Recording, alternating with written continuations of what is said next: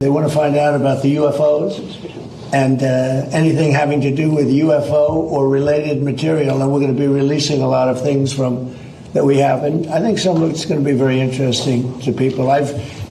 Did you mean that? Are you concerned about your own safety for even talking about this stuff? Sure, I think about it all the time. I think about when I'm in a parking lot by myself. I think about when I'm driving down the road. I think about when I'm getting on an airplane. I have seen evidence in a skiff that leads me to believe there are things we cannot explain, and I have observed things that are of non-human origin and creation. የአሜሪካ መንግስት ለ80 ዓመታት የደበቀውን ሚስጥር ዛሬ ገልጧል። ዶናልድ ትራምፕ የፈረሙት አዲሱ ሰነድ ስለ ዩፎዎች ምን ይላል? ኒፍሌሞች ተመልሰው መጡ ይሆን? ከሁለት ቀናት በፊት በአሜሪካ መከላከያ ሚኒስቴር በኩል ይፋ የተደረገው የሜይ 8ቱ የፔንታጎን መረጃ ምንድነው? የባዝ አልድሪን ምስክርነትና የተለቀቁት ቪዲዮዎች ምንድናቸው? የፓስተሮች ስብሰባና ስጋት እንዲሁም የኤፍቢአይ አቋም ምን ይመስላል? በዚህ ጉዳይ ዙሪያ መጽሐፍ ቅዱሳዊው ክፍል ወይም the Bible Connection ምንድነው? በእርግጥ ይህ ታላቁ ማታለል ነው ወይስ ሳይንሳዊ ግኝት? በእርግጥ አሜሪካ እውነታውን ለዓለም ሕዝብ ማሳወቅ ፈልጋ ወይስ ሌላ የታሰበ ጉዳይ አለ? እነዚህ ነጥቦች በዝርዝር እንዳስሳለንና እስከ መጨረሻው አብራችሁን ሁኑ። It's a very awkward situation because the president has made clear he values protecting classified information, but he's also said he wants to release this UFO information. Suspiciously died shortly before he was going to talk. May 2024, former Air Force intelligence officer Matthew James Sullivan died of an apparent overdose at just 39. What you're saying is we are on the cusp of getting a lot more details that deal with actual alien beings, however you're going to describe them. That's certainly up to the president's team, and I certainly support them, but it has come to my attention actually recently as of today. There are some actors within certain intelligence agencies. ባለፉት 3 ቀናት ዓለምን እየናጠ ያለው ወሬ የኤሊያንስ ወይም የኔፍሊምስ ጉዳይ ነው። ይህ አጀንዳ በዋናነት ይህ ቻናል ለረጅም ዓመታት ሲሰራበት የመጣው ወሳኝ ጉዳይ ነው። ይህን መሰረት በማድረግ የአሜሪካ መንግስት ምን መረጃ ይፋ አደረገ፣ የለቀቃቸው መረጃዎችስ ምን ይመስላሉ የሚለውን ጨምሮ የሃይማኖት መሪዎች ስብሰባና ክርክር እንዲሁም የኤፍቢአይ አቋም ምን ይመስላል የሚለውን በዝርዝር ወደ ማየት እንለፍ። ሜይ 8 2026 በአሜሪካ መከላከያ ሚኒስቴር ፔንታጎን ዲፓርትመንት ኦፍ ዋር በኩል የወጣው መረጃ በታሪክ ታይቶ የማይታወቅና እጅግ አነጋጋሪ የሆነ ጥልቅ ሚስጥርንም የያዘ ነው።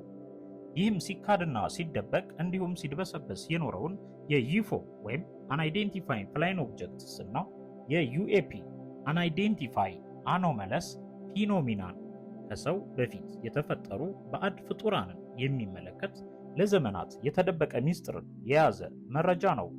ይህ መረጃ በፕሬዝዳንት ዶናልድ ትራምፕ ትዕዛዝ ወይም ፐርሲው ፕሬዚዳንሻል አንሲሊንግ ኤንድ ሪፖርቲንግ ሲስተም ፎር ዩኤፒ ኢንካውንተርስ በተሰኘ ፕሮግራም አማካኝነት የቀረበና ለዓለም ሕዝብ ይፋ የተደረገ መረጃ ነው።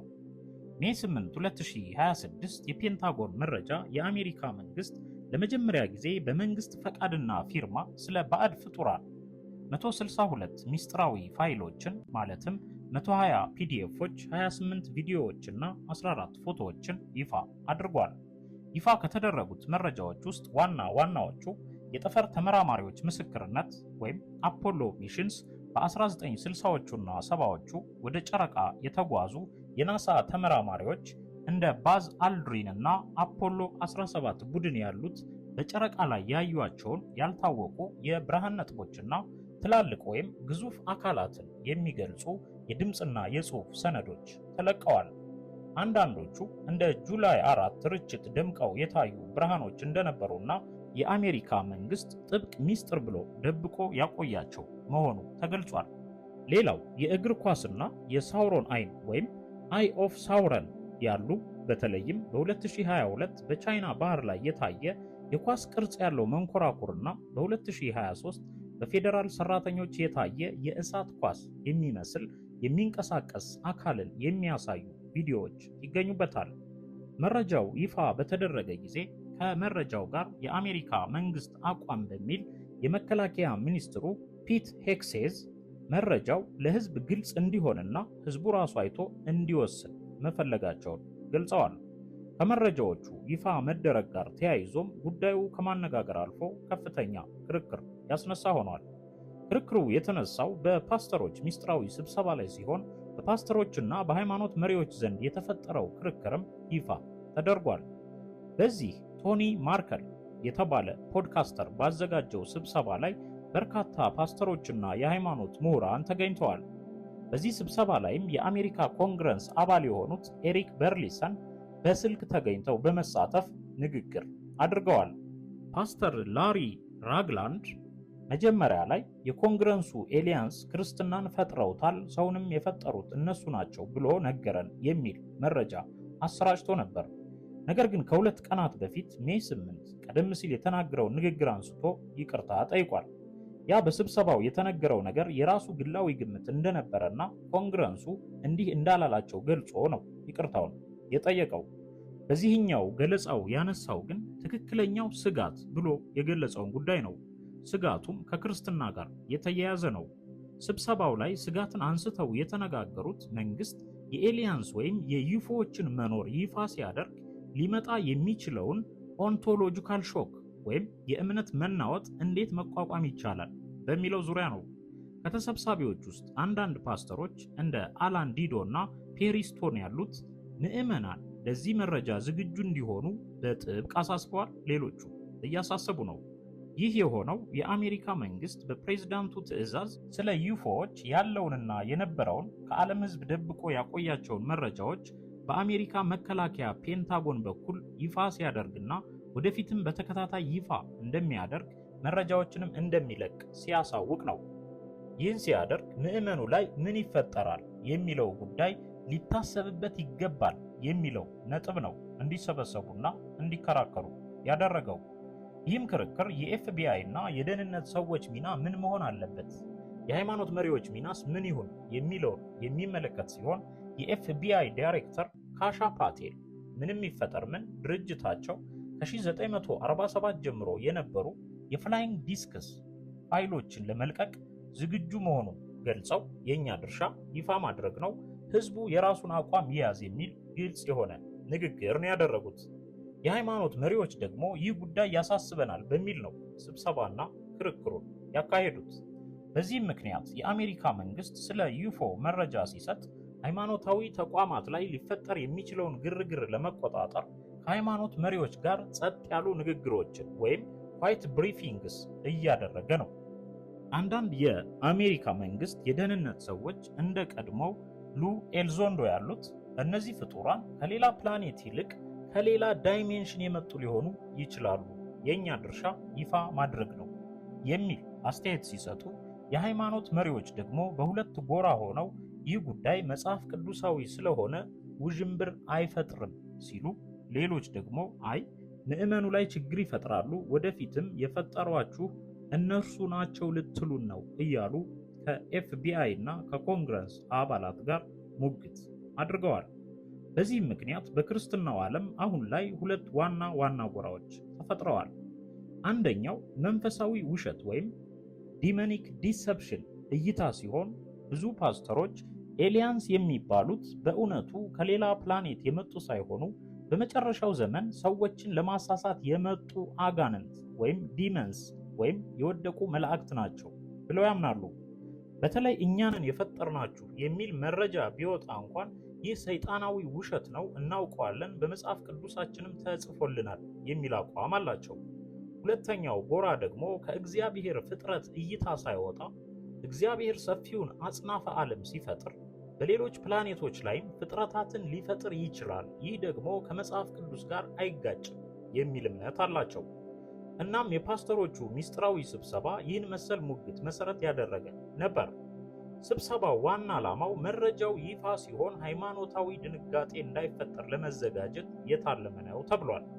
ያም ሆነ ይህ ባለፉት 3 ቀናት የወጡት መረጃዎች የአሜሪካ መንግስት ለበርካታ ዓመታት ሲደብቃቸው የነበሩ ቪዲዮዎችን ይፋ ማድረጉን አልከለከለም። ቀደም ሲል እንደዘረዘርንላችሁ መረጃዎች መውጣት ወይም መለቀቅ ጀምረዋል። በዚህም ምክንያት ከሜይ 8 2026 ጀምሮ የፕሬዝዳንት ዶናልድ ትራምፕ አስተያየቶችና ይፋ የተደረጉ ድረገጾች ትልቅ መነጋገሪያ ሆነዋል። ትራምፕ ለረጅም ጊዜ ሲጠበቅ የነበረውን ግልጽነት ወይም ትራንስፓረንሲ በተግባር እያሳዩ እንደሆነ ለደጋፊዎቻቸው እየተናገሩ ነው።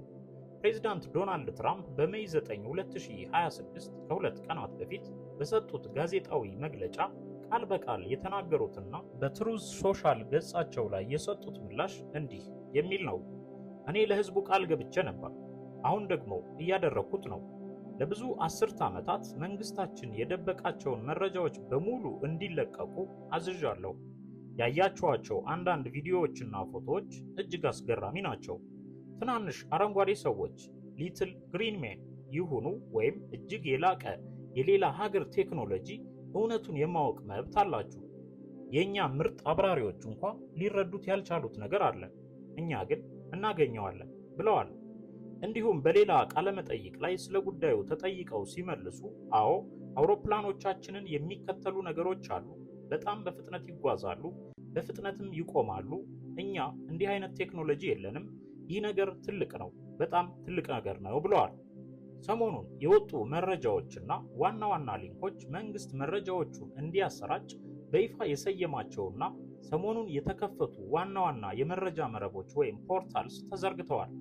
እነዚህም በአሜሪካ መከላከያ ሚኒስቴር ስር በ2026 የተከፈቱት ይፋዊ ድረገጾች ናቸው። የመከላከያ ሚኒስቴር ዩኤፒ ይፋዊ ገጽ እንዲሁም AARO.mil የሚሉት ዋናዎቹ ናቸው። በእነዚህ ገጾች ላይ ነው በሂስቶሪካል ሪከርድ ሪፖርት እና አዳዲስ ቪዲዮዎች የሚጫኑት። እንዲሁም የፐርሲው ፕሮግራም መረጃ ቋት war.gov/UAP ይገኝበታል። ይህ አዲሱ በፕሬዝዳንት ትራምፕ ትዕዛዝ የተከፈተና ከ160 በላይ የሚስጥር ፋይሎችን የያዘ ወይም የተለቀቀበት ገጽ ነው። የኤፍቢአይ ሚስጥራዊ ፋይሎች ዘ ቫሊዩት ደግሞ valued.fbi.gov በተሰኘ ድረገጽ ነው። ከ1947 ጀምሮ የነበሩ የቆዩ ነገር ግን አሁን ይፋ የሆኑ የኤፍቢአይ የምርመራ ሰነዶችን በእነዚህ በጠቀስንላችሁ ድረገጾች ማግኘትና መከታተል ትችላላችሁ። ይህን የምንለው ነገሩን እየተመለከታችሁ እንድታገናዝቡትና ከሕያው ቃሉ ጋር እንድታመሳክሩት፣ ቁማርም ከሆነ ቁማሩን እንድትደርሱበት፣ እውነትም ከሆነ ከእውነታው ጋር ታመዛዝኑት ዘንድ ነው። እናም ለጊዜው የኤፍቢአይ እና የሃይማኖት መሪዎች ግንኙነት ያስፈለገው የኤፍቢአይ ዳይሬክተር ካሽ ፓቴል በሰጡት ፍንጭ መሰረት መረጃዎቹ ሲለቀቁ በህዝቡ ዘንድ የሚፈጠረውን ድንጋጤ ወይም ፓኒክ ለመቀነስ ከትላልቅ የቤተ ክርስቲያን መሪዎች ጋር የምክክር ስብሰባ መደረግ አለበት በሚል ሲሆን ስብሰባውም ሙግትና ክርክሩ ተደርጓል። የፓስተሮች ትንተና በኔፍሊም ቲዮሪ መሰረት ያደረገ ሲሆን ብዙዎቹ ፓስተሮች በስብሰባቸው ላይ ያነሱት ነጥብ እነዚህ ኤሊያንስ የተባሉት ነገሮች በዘፍጥረት 6 ላይ የተጠቀሱት የወደቁ መላእክት ወይም የኔፍሊም ዘሮች ሊሆኑ ይችላሉ የሚል ነው። በተለይ መከላከያው ከሌላ ዳይሜንሽን የመጡ ሊሆኑ ይችላሉ የሚለውን ሐሳብ ሲያነሳ ፓስተሮቹ ይህን ከመጽሐፍ ቅዱሳዊው መንፈሳዊ ዓለም ጋር እያያያዙ ነው የተሟገቱት። የክርስትና ስጋትን በሚመለከት ትልቁ ስጋት መንግስት ኤሊያንስ ፈጠሩን የሚል የውሸት መረጃ ሊያሰራጭ ይችላል የሚል ነው። ለዚህም ነው ፓስተሮቹ መጽሐፍ ቅዱሳዊ መሰረት ያለው ዝግጅት እናድርግ ብለው በጋራም በግላቸው ሚስጥራዊ ስብሰባ የተባለው ያደረጉት። በጥቅሉ በአሁኑ ሰዓት በአሜሪካ መንግስትና በሃይማኖታዊ ተቋማት መካከል ትልቅ ፍጥጫ ተከስቷል። መንግስት ሳይንሳዊ መረጃውን እዩ ሲል፣ ቤተክርስቲያን ደግሞ ይህ ሰይጣናዊ ማታለል ግሬት ዲሰፕሽን ሊሆን ይችላል ብላ እያስጠነቀቀች ነው።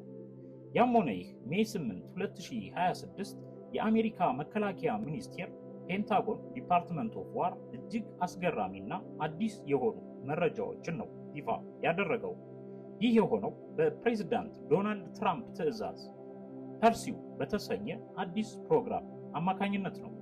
ባለፉት ጥቂት ቀናት ውስጥ የወጡት ዋና ዋና መረጃዎችም ቀደም ሲል የጠቃቀስናቸው ታይተው የማይታወቁ መረጃዎች ሲሆኑ፣ አንደኛ አዳዲስ የቪዲዮና የፎቶ ፋይሎች በwar.gov/UFO በተሰኘ አዲስ ድረገጽ ላይ ከዚህ በፊት ታይተው የማያውቁ የዩኤፒ እና ዩፎ ፋይሎችን መጫን ጀምሯል። በመጀመሪያው ዙር 162 የሚሆኑ ሚስጥራዊ ፋይሎችና 28 ቪዲዮዎች ይፋ ሆነዋል። ከነዚህ መካከል የኳስ ቅርጽ ያለው ነገር በ2022 በምስራቅ ቻይና ባህር ላይ የታየ የእግር ኳስ ቅርጽ ያለው አካል ቪዲዮ፣ ሁለተኛ በመካከለኛው ምስራቅ የታዩ ብርሃኖች ማለትም በቅርብ ዓመታት በ2023 እና 24 በኢራቅ በሶሪያና በተባበሩት አረብ ኤምሬትሶች ሰማይ ላይ ባልታወቀ ፍጥነትና አቅጣጫ የሚንቀሳቀሱ ነጭ የብርሃን ነጥቦች ያሏቸው ቪዲዮዎች ይገኙበታል። ሶስተኛ የጠፈር ተመራማሪው ባዝ ኦልድሪን ምስክርነት ነው። ከተለቀቁት ሰነዶች ውስጥ አንዱና እጅግ አነጋጋሪ የሆነው በ1969 ወደ ጨረቃ የተጓዘው የአፖሎ 11 ተመራማሪ ባዝ አልድሪን የሰጠው ቃል ይገኝበታል። በሰነዱ ላይ አልድሪን በጨረቃ አቅራቢያ በጣም ጥልቅ የሆነ ነገር ወይም ሳይዜብል ኦብጀክት አይቻለው ማለቱ ተመዝግቧል። እንዲሁም በወቅቱ የጠፈር ተመራማሪዎቹ ሌዘር ሊሆን ይችላል ብለው የገመቱት ደማቅ የብርሃን ምንጭ እንደነበረም ተጠቅሷል።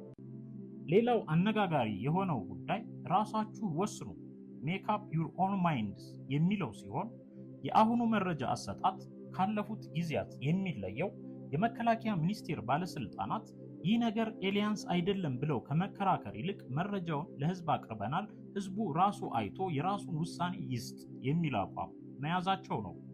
እንዲሁም ያልተፈቱት ጉዳዮች አንሶልቭድ ኬዝስ የተባሉት ሲሆኑ አዲሱ ሪፖርት እንደሚለው ብዙዎቹ የታዩት ነገሮች በሳይንሳዊ መንገድ ምን እንደሆኑ ሊታወቁ አልቻሉም። ለዚህም ምክንያቱ በቂ መረጃ አለመኖር ወይም የነገሮቹ ተፈጥሮ ካለን የቴክኖሎጂ ዕውቀት ውጪ መሆኑ እንደሆነ ተገልጿል። በጥቅሉ ባለፉት 3 ቀናት ውስጥ ከሜይ 8 2026 ጀምሮ የአሜሪካ መንግስት ከመቼውም ጊዜ በላይ ሁኔታውን በግልጽነት ለማሳየት የወሰነ ይመስላል። ተጨማሪ መረጃዎችም በየጊዜው ኦን ኤ ሮሊንግ ቤዝስ እንደሚለቀቁ ቃል ገብተዋል። ይህ ጉዳይ እንዴት ይታያል የሚለውን በጥልቀት በሚመረምር በተከታታይ ዝግጅት የምንመለስበት ይሁንና ለዛሬው የዚህን የኢፎ ጉዳይ በሚመለከት መጽሐፍ ቅዱሳዊ እውነት ምንድን ነው የሚለውን ባጭሩ እናስታውስ። ይህን ጉዳይ ከአሜሪካ መንግስት መረጃዎች ወጥተን ወደ ጥልቁ መንፈሳዊ እውነት እንድንመለከት የሚያደርግ ነው። ባለፉት ቀናት የወጡት የፔንታጎን መረጃዎች የተለቀቁት ቪዲዮዎች በብዙዎች ዘንድ ኤሊያንስ የሚል ስያሜ ቢሰጣቸው መጽሐፍ ቅዱሳዊ ምሁራን ግን እነዚህ ክስተቶች ከጥንታዊው ቅዱሳት መጽሐፍት አንጻር ይተነትኑታል። የምድራችን ሳይንስ ያልታወቁ ፍጥረታት ብሎ የጠራቸውን ነገሮች በሚመለከት መጽሐፍ ቅዱስ በዘፍጥረት 6 ላይ ግልጽ የሆነ እውነታን አስቀምጧል። የእግዚአብሔር ልጆች የሰውን ሴቶች ልጆች መልካሞች እንደሆኑ አዩ፣ ከመረጧቸውም ሁሉ ሚስቶችን ለራሳቸው ወሰዱ።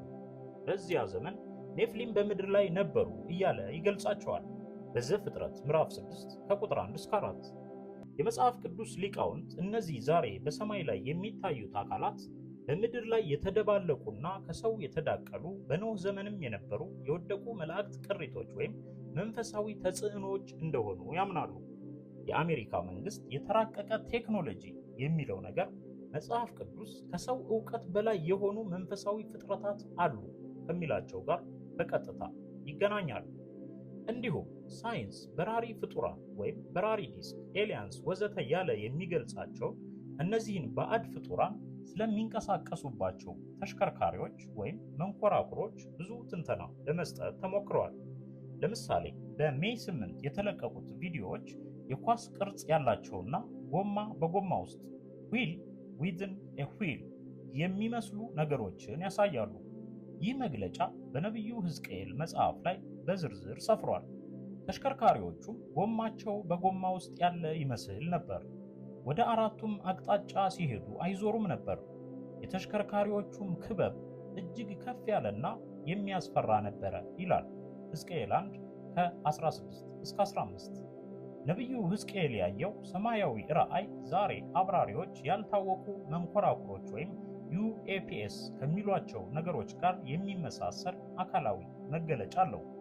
ይህ የሚያሳየው እነዚህ ነገሮች አዲስ ሳይሆኑ ከመጽሐፍ ቅዱስ ዘመን ጀምሮ ያሉ መንፈሳዊ ተሽከርካሪዎች ወይም በፍጥነት የሚንቀሳቀሱ ወይም የሚበሩ ፍጡራን መሆናቸውን ነው። ሌላው በአየር መብረራቸው ጋር የተያያዘ ነው። የፔንታጎን መረጃዎች እነዚህ ነገሮች በብዛት የሚታዩት በከባቢ አየር ውስጥ እንደሆነ ይገልጻሉ። ይህን ጉዳይ በሚመለከት መጽሐፍ ቅዱስ ሰይጣንና ሰራዊቱ የት ስፍራ ላይ እንደሚንቀሳቀሱ በግልጽ ይናገራል። ሐዋርያው ቅዱስ ጳውሎስ በኤፌሶን ምዕራፍ 2 ቁጥር 2 እና በሌሎችም ክፍሎች ለዚህ ግልጽ ምላሽ ይሰጣል። በአየር ላይ ላለው ስልጣን እንዳለው አለቃ ፈቃድ ሲል ይገልጸዋል።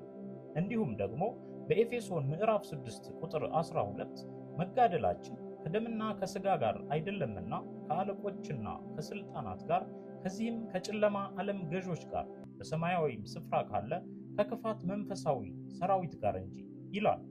በዚህም ስፍራቸውን ግልጽ ያደርጋል። አሳቹ ኃይልና ጭፍሮቹ በምድር ብቻ ሳይሆን በሰማይም ስፍራ እንዳሉ ይናገራል።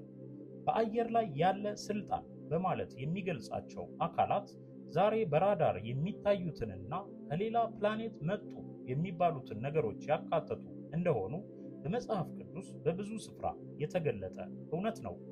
ክርስቲያን ምሁራን እነዚህን ኢንተር ዳይሜንሽናል ወይም ከሌላ መንፈሳዊ ዓለም የሚመጡ እንጂ ኤክስትራ ተረስቲያል ወይም ከሌላ ቁሳዊ ፕላኔት የሚመጡ አይደሉም የሚሉት ለዚህ ነው።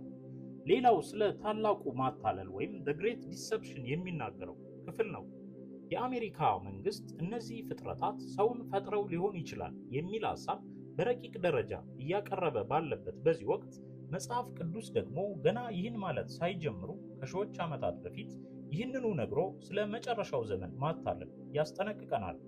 የአመጽ ሰው መምጣት እንደ ሰይጣን አሰራር በኃይል ሁሉና በምልክት በሐሰተኛ ድንቅም ነው። ስለዚህም እግዚአብሔር ለሐሰት እንዲያምኑ የስህተትን አሰራር ይልክባቸዋል ይላል ሁለተኛ ተሰሎንቄ ምዕራፍ 2 ከቁጥር 9 እስከ 11። ሁለተኛ ተሰሎንቄ ምዕራፍ 2 ከቁጥር 6 እስከ ቁጥር 12 ደግሞ በገዛ ራሱ ጊዜም ይገለጥ ዘንድ የሚከለክለውን አሁን ታውቃላችሁ። የአመጽ ሚስጥር አሁን ይሰራልና ብቻ ከመንገድ እስኪወገድ ድረስ አሁን የሚከለክል አለ። በዚያም ጊዜ ጌታ ኢየሱስ በአፉ መንፈስ የሚያጠፋው ሲመጣም በመገለጡ የሚሽረው አመፀኛ ይገለጣል። ይድኑ ዘንድ የእውነትን ፍቅር ስላልተቀበሉ ለሚጠፉ የእርሱ መምጣት በተአምራት ሁሉና በምልክቶች በሐሰተኞች ድንቆችም በአመፅም መታለል ሁሉ እንደ ሰይጣን አሰራር ነው። ስለዚህም ምክንያት በእውነት ያላመኑ ነገር ግን በአመፅ ደስ ይላቸው የነበሩ ሁሉ ፍርድን እንዲቀበሉ ሐሰትን ያምኑ ዘንድ እግዚአብሔር የስህተትን አሰራር ይልክባቸዋል ይላል። ስለዚህ ኤሊያንስ የሚለው ዜና ሰዎችን ከእግዚአብሔር አውጥቶ ወደ ሌላ ፈጣሪ ለማዞር የታቀደ ታላቁ ማታለል ሊሆን ይችላል የሚለው ስጋት ሊሰመርበት የሚገባ ነው። የአሜሪካ መንግስት የሚለቃቸው መረጃዎች ሰዎችን እውነት የመሰለ ሐሰተኛ ድንቅ በማሳየት ወደ ስህተት ሊመሩ ይችላሉ የሚለውን ማሰብም ለማመዛዘንና ለማስተዋል የሚረዳ ነጥብ ነው። ሌሎች ተያያዥ አስተምህሮዎችም እንዲሁ ሊጠኑና ሊጤኑ የሚገባበት ዘመን ላይ ያለነው። በተረፈ መጽሐፍ ቅዱስ ከሰው ልጆች ውጪ ሌሎች ፍጥረታት መኖራቸው በጭራሽ አይክድም። ይልቁንም በሰፊ ስፍራ ላይ እንዳሉ ብዙ ጭፍሮች እንደሆኑ አሰራራቸውም ረቂቅና የሚገለጡበትን መንገድ ዘርፈ ብዙ እንደሆነ በጥብቅና በተደጋጋሚ ያስተምረናል፣ ያስጠነቅቀናል። ሰማያት የእግዚአብሔርን ክብር ይናገራሉ፣ የሰማይ ጠፈርም የእጁን ሥራ ያወራል እንዲል መዝሙር 19:1። እንዲሁም በእምነት ዓለማት በእግዚአብሔር ቃል እንደተዘጋጁ ሥራቸውንም እንደሚሰሩ ሊሰወርብን አይገባም። ዕብራውያን 11:3 ዓለሞች በእግዚአብሔር ቃል እንደተዘጋጁ ስለዚህም የሚታየው ነገር ከሚታዩት እንዳልሆነ በእምነት እናስተውላለን ይላል። እዚህ ላይ ዓለማት ወይም ወርልድስ የሚለው ቃል ብዙ ቁጥር መሆኑ እግዚአብሔር በሌሎች ስፍራዎችም ፍጥረታት እንዳሉት የሚናገር መሆኑ ግልጽ ሊሆንልን ይገባል። ሆኖም እነዚህ ፍጥረታት መዳን የሚያስፈልጋቸው ኃጢአተኞች ሳይሆኑ ሰማያዊ ግዳጅ ያላቸው መንፈሳዊ ኃይላት እንደሆኑ በብዙ ስፍራ ተገልጧል። እናም ባለፉት 3 ቀናት በፔንታጎን በኩል የወጣው መረጃ በሳይንሳዊ ቋንቋ ዩኤፒ ዩፎ ቢለውም በመጽሐፍ ቅዱሳዊ ሚዛን ግን የምናየው የሚከተለውን ነው። አንደኛ ክስተቱ በሕዝቅኤልና በዮሐንስ ራእይ ላይ የተገለጡት ሰማያዊ ተሽከርካሪዎችና አካላት በአካል እየታዩ እንደሆነና ሲታዩ እንደነበር ነው። ሁለተኛ ማስጠንቀቂያው ነው። የአሜሪካ መንግስት ይህን መረጃ የሚጠቀምበት መንገድ ሰዎችን ከክርስትና እምነት ለማውጣት ወይም እኛን የፈጠሩን ኤሊያንስ ናቸው፣ አነጋገርናቸው፣ ወዘተ ወይም ሌላ መሰል መግለጫና ማብራሪያ ወይም የምርምር ውጤት በማለት ሊሆን ስለሚችል ጥንቃቄ ማስፈለጉ ነው። የምዕመናን ዝግጅትን በሚመለከት መጽሐፍ ቅዱስ በአየር ላይ ያሉ መናፍስት መኖራቸው አስቀድሞ ስለነገረን ዜናው ለክርስቲያኖች አዲስ ወይም አስደንጋጭ ሊሆን አይገባም፣ ይልቁንም መንቂያ እንጂ። ሲጠቃለል ይህም ሆነ ወደፊት የሚወጣው መረጃ የአሜሪካ መንግስት ወይም የምድር ሳይንስ ከሚሰጠው ሳይንሳዊ መግለጫ ጎን ለጎን እንደ አማኝ ልንይዘው የሚገባውን መንፈሳዊ ጋሻ መያዝ እንዳለብን የሚያሳይ ነው። በኔፍሊም እና በዩፎዎች ወይም ዩፎስ እና ዩኤፒኤስ መካከል ያለው ግንኙነት በብዙ የመጽሐፍ ቅዱስ ምሁራን፣ ተመራማሪዎችና የሃይማኖት መሪዎች ዘንድ እጅግ አሳማኝና ጥልቀት ያለው ትንተና የሚሰጥበት ርዕስ ነው። በሜይ 8 2026 በወጣው የፔንታጎን መረጃና በሃይማኖት መሪዎች ስብሰባ ላይ የተነሳው ታላቁ ማታለል ወይም ግሬት ዲሰፕሽንን ለመረዳት ይህንን ትስስር በዝርዝር ማየት ያስፈልጋል። በኒፍሌምና በዩፎዎች መካከል ያለውን ቀጥታ ግንኙነት የሚያሳዩ 4 ዋና ዋና ነጥቦችን እንመልከት። አንደኛ፣ የዘር መደባለቅና የጄኔቲክ ጣልቃ ገብነት ወይም ሃይብሪዳይዜሽን ነው። የኒፍሌም ታሪክ ዋናው ጭብጥ መደባለቅ ነው። ለዚህም መጽሐፍ ቅዱሳዊው መሰረት የእግዚአብሔር ልጆች ወይም የወደቁ መላእክት ወይም ጭፍሮች የሰውን ሴቶች ልጆች መልካሞች እንደሆኑ አዩ፣ ወደ እነርሱም በገቡ ጊዜ ልጆችን ወለዱላቸው፣ እነርሱም በጥንቱ ዘመን የታወቁ ኃያላን ሆኑ ይላል ዘፍጥረት ምዕራፍ 6 ከቁጥር 2 እስከ 4። ይህ ከመዳቀል ጋር ቀጥተኛ ግንኙነት እንዳለው የሚያስገነዝብ ነው። በዘመናዊው የዩፎ ምርምር ኤሊያን አብዴክሽን በኤሊያንስ መታገት ሪፖርቶች ላይ በብዛት የሚጠቀሰው ጉዳይ ኤሊያንስ የሰውን ዘር ወይም ዲኤንኤ ለመውሰድና ድቅል ወይም ሃይብሪድ ፍጥረታትን ለመፍጠር እንደሚሞክሩ ነው። በተጨማሪም በኖህ ዘመን የወደቁ መላእክት የሰው ልጅን ዘር ለመበከል ያደረጉት ሙከራ ዛሬ በኤሊያንስ ስም እየተደገመ ያለ የጥንት ስልት እንደሆነ ይገመታል። ኔፍሊም ማለት በእነዚህ አካላትና በሰዎች መካከል የተፈጠሩ ድቅል ፍጥረታት ናቸው። ሁለተኛ፣ ከሰው ዕውቀት በላይ የሆነ ቴክኖሎጂና ጥበብ የሚለው ነው። በፔንታጎን ሪፖርቶች ላይ የታዩት መንኮራኩሮች የፊዚክስ ሕግን የሚጥሱ በከፍተኛ ፍጥነት ድንገት መቆም፣ ድንገት ባልተለመደ ፍጥነት መብረር፣ ወደ ባህር ውስጥ መጥለቅ ወዘተ ናቸው። የሄኖክ መጽሐፍ ቡክ ኦፍ ሄኖክ ማብራሪያው በብዙዎቹ ዘንድ የመጽሐፍ ቅዱስ አካል ባይሆንም በኢትዮጵያ የታወቀው የሄኖክ መጽሐፍ የወደቁ መላእክት ትጉሃን ወይም ዋቸርስ ለሰው ልጆች የጦር መሳሪያ አሰራርን፣ የከዋክብትን ጥናት፣ ቆርቆሮንና ብረትን ማቅለጥ፣ መቀጥቀጥ፣ የጦር መሳሪያ ማድረግ እንዲሁም ጥንቆላን እንዳስተማሩ የሰው ልጅንም በየዘርፉ እንደሚያስቱ በዝርዝር ይናገራል። ይህም ይፎዎች የሚጠቀሙበት ቴክኖሎጂ ከሌላ ዓለም የመጣ መምሰሉ የወደቁ መላእክት ለሰው ልጆች ከሰጡት የተከለከለ ጥበብ ወይም ፎርቢድን ኖውሌጅ ጋር ይመሳሰላል። ኔፍሊም የነበራቸው ኃይልና ታዋቂነት የመጣው ከወላጆቻቸው ወይም ከመላእክቱ ባገኙት ሰው ከማያውቃቸውና አያውቃቸው ከነበሩ የቴክኖሎጂና የመንፈሳዊ ጥበብ ውጤት ነው። ዛሬም ይፎዎች እንደ ቴክኖሎጂያዊ አምላክ እየቀረቡ ያሉት ያንኑ ጥንታዊ ሚና ለመጫወት ነው። ሶስተኛ፣ የአየር ላይ ስልጣንና ልኬታዊ ወይም ኢንተር ዳይሜንሽን ተፈጥሮ ነው። የአሜሪካ መንግስት እነዚህ ነገሮች ከሌላ ዳይሜንሽን የመጡ ሊሆኑ ይችላሉ ማለቱ ከመጽሐፍ ቅዱሳዊው መንፈሳዊ ዓለም ጋር በቀጥታ ይገናኛል። መጽሐፍ ቅዱሳዊው መሰረት ሰይጣን በአየር ላይ ላለው ስልጣን አለቃ ተብሎ ተጠርቷል በኤፌሶን 2:2። ይፎዎች በድንገት ከራዳር ይሰወራሉ፣ ደግሞም ይገለጣሉ።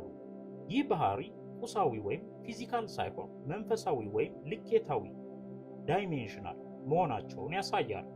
ኔፍሊሞችና ወላጆቻቸው ወይም የወደቁ መላእክት በቁሳዊው ምድርና በመንፈሳዊው ዓለም መካከል የመመላለስ ብቃት ነበራቸው። ይፎዎችም ይህንኑ ድንበር ጥሰው የሚመላለሱ የወደቁ መናፍስት መገለጫዎች ወይም ማኒፌስቴሽን ናቸው። አራተኛ፣ ታላቁ ማታለልና የሰው ልጅ አዳኝ ነን ባይነት ነው። አሁን በ2026 እየታየ ያለው ትልቁ ክርክር ኤሊያንስ የሰውን ዘር የፈጠረን እኛ ነን ብለው ሊመጡ ይችላሉ የሚለው ነው። ለዚህ መጽሐፍ ቅዱሳዊው መሰረት ሰይጣን ራሱ የብርሃን መልአክ እንዲመስል ራሱን ይለውጣልና ይላል። ይህም በሁለተኛ ቆሮንቶስ በምዕራፍ 11 ቁጥር 14 ላይ ካለው ቃል ጋር የሚገጣጠም ነው። በርካታ የይፎ አማኞች ኤሊያንስ ሊያድኑን ይመጣሉ፣ ሰላምን ያመጣሉ ብለው ይጠብቃሉ።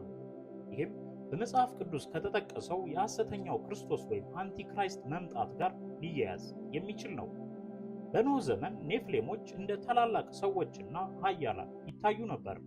በመጨረሻው ዘመንም እነዚህ አካላት እንደ ከፍተኛ ስልጣኔ ያላቸው አዳኞች ወይም ኤክስትራ ቴሪስቴሪያ ሴቪየርስ ሆነው በመቅረብ ሰዎችን ከእውነተኛው አምላክ ጋር ያላቸውን ቁርኝት ሊያዘባርቁ ወይም ሊያስቱ ይችላሉ። በመሆኑ በኔፍሊም እና በይፎዎች መካከል ያለው ቀጥተኛ ግንኙነት የሚከተለው ነው። አንደኛ፣ ምንነታቸው። ይፎዎቹ የወደቁ መላእክት የሚንቀሳቀሱባቸው መንፈሳዊ መንኮራኩሮች ሲሆኑ ኤሊያንስ ተብለው የሚጠሩት ደግሞ እነዚህ መላእክት ወይም በእነርሱ ተጽዕኖ የተፈጠሩ እንደ ኔፍሊም ያሉ ፍጥረታት ናቸው ወይም ድቅሎች ያሉ ናቸው። ሁለተኛ፣ ዓላማቸው ነው። በኖህ ዘመን የሰው ልጅን ዘር ለመበከል እንደሞከሩት ሁሉ አሁንም በቴክኖሎጂና በጄኔቲክ ጣልቃ ገብነት የሰውን ልጅ እምነትና ተፈጥሮ ለመለወጥ መጣር ነው። ሶስተኛው ውጤቱ ነው። የአሜሪካ መንግስት ወይም ፔንታጎን ያልታወቁ ነገሮች አሉ ብሎ በ2026 ይፋ ማድረጉ መጽሐፍ ቅዱስ አስቀድሞ የተናገረው የስህተት አሰራር በሁለተኛ ተሰሎንቄ ምዕራፍ 2 ቁጥር 11 ላይ ወደ ምድር እየመጣ መሆኑን የሚያሳይ ምልክት ነው። ባጭሩ ይፎዎች አዲስ መጤዎች አይደሉም። በዘፍጥረት 6 ላይ የተገለጹት በኖህ ዘመን ምድርን ያረከሱትና በንፍር ውሃ የጠፉት ምናልባትም የቀሩት አሁን ግን በመጨረሻው ዘመን በሌላ መልክ እንደ የጠፈር ፍጡር ተመስለው የቀረቡ ጥንታውያን የሰው ልጅ ጠላቶች ናቸው የሚለው ነው ሚዛን የሚደፋው። የተጠበቀላቸው ዘመን እንዳለ መጽሐፍ ቅዱስ ይናገራል። ስለዚህ ዘመናቸውን ጠብቀው ከአለቃቸው ጋር የሚጣሉ ናቸው የሚለው እውነት ነው ሊውጠነጠን የሚገባው። ይህንን ጉዳይ እንደ ተረት ስትቆጥሩ የነበራችሁ ንቁ፣ አስተውሉ እንላለን።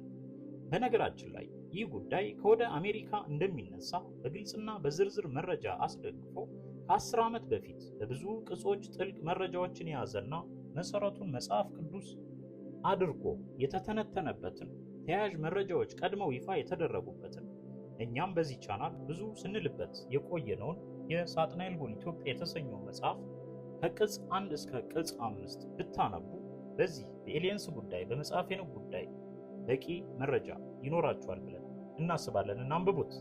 ለማንኛውም የአሜሪካ መንግስት ስለ ባዕድ ፍጥረታት መረጃውን ይፋ ማድረጉና ተያያዥ የሆነው ሰሞነኛው ውዝግብ ያስቃኘናችሁን ይመስላል። እናንተስ በዚህ ዙሪያ ምን ትላላችሁ? እውነት አሜሪካ ደብቃው የኖረችውን መረጃ ለዓለም ሕዝብ ግልጽ ማድረግ ፈልጋ ወይስ ከበስተጀርባ ሊያደርጉት ያቀዱት ምድራዊና መንፈሳዊ አሰራር ይኖራል ትላላችሁ? በዚህ ጉዳይ ላይ ያላችሁን ሐሳብና አስተያየታችሁን በኮሜንት አጋሩን። ቪዲዮውን ላይክ፣ መረጃውን ሼር፣ ቻናሉን ሰብስክራይብ ማድረግ አትርሱ። ሌሎችን በተከታታይ የሚለቀቁ መረጃዎችንም እየተከታተልን በዝርዝር እናቀርብላችኋለን። ለዛሬ አበቃን። ሰላም።